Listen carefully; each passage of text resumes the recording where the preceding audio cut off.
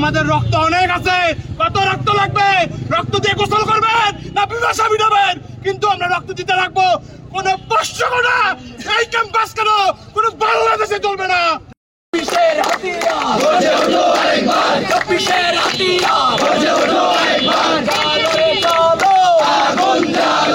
আমি আবু সাইদের সহযোদ্ধা।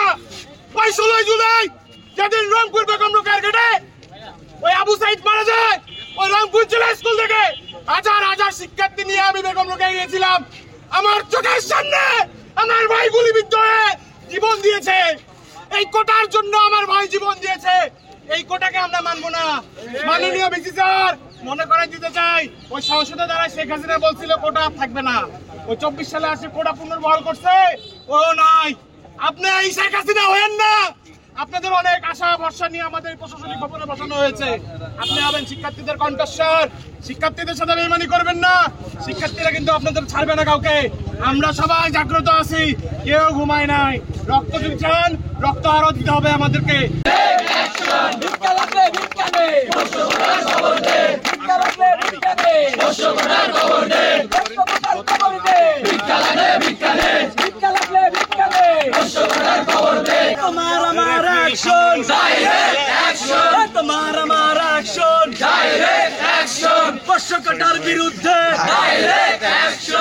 আমাদের মাননীয় ভিসি স্যার এইখান থেকে পোষ্য করা স্থগিত ঘোষণা দিয়েছিলেন, কিন্তু আমরা দেখতে পাই ছুটির আগের দিনে একটা বিশ্ববিদ্যালয়ের প্রশাসন পোষ্য নামক অন্যায্য কোঠা, যে কোঠার কবর রচিত হয়েছে এই রাজশাহী বিশ্ববিদ্যালয়, সেইটা ফিরিয়ে আনা কোনোভাবেই মেনে নেওয়া হবে না। ভিক্ষা কোটার বিরুদ্ধে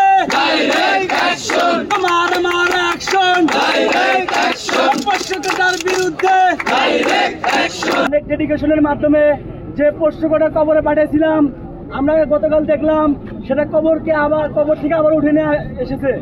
আমি স্পষ্টভাবে বলে দিতে চাই, সকল শিক্ষার্থীদের নিয়ে সে পোষ্য কোটাকে আবার আমরা চিতায় পুড়ে নষ্ট করে উড়িয়ে দিব, যেন পোষ্য কোটাকে আর খুঁজে না পাওয়া যায়।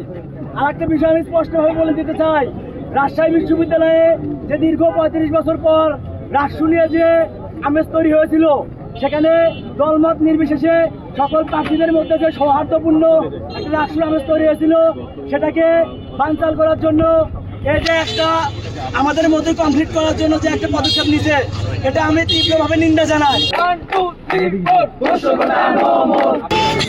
যে কর্মচারী টিচাররা যারা আছেন, ওনারা মনে করেন যে অন্যান্য বিশ্ববিদ্যালয়ে পোষ্য কোটা রয়েছে, বহালের অন্যান্য বিশ্ববিদ্যালয়ে যেহেতু রয়েছে, তাহলে আমাদের বিশ্ববিদ্যালয়ে কেন এটা পুনর্বহাল হবে না?